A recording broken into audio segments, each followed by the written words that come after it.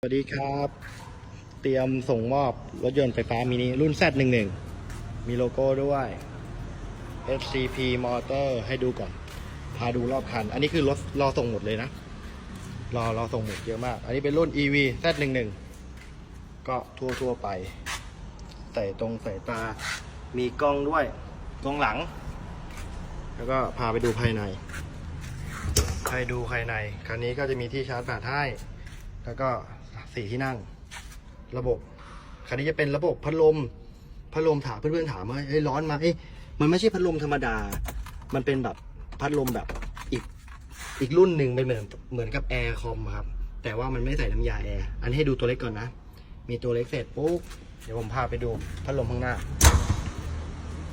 แต่ตัวนี้ไงถ้าตัวนี้เบ็ดเสร็จมันอยู่ 139,000 บาทติดให้จบเบ็ดเสร็จหมดเลยผมพาไปดูเปิดกระโปรงนะเปิดเรียบร้อยปึ๊บ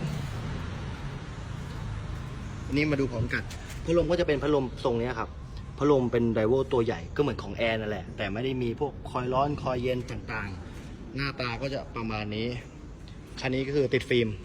ติดไปแค่40เองลูกค้าบอกว่าอยากได้ฟิล์มไม่หนามากก็คือขับไปตลาดรีสอร์ทได้ง่ายก็คือจัดให้อันนี้คือพาให้ดูก่อนที่เหลือนี่ก็คือรอส่งเหมือนกันเป็นรถส่งสวนเสือสวนสัตว์ต่างๆข้างหลังนี้ก็คือรอเหมือนกันแล้วก็วันนี้มีนำเข้ามาอีกประมาณ 40-50 คันนะครับเดี๋ยวยังไงผมค่อยมาอัปเดตใหม่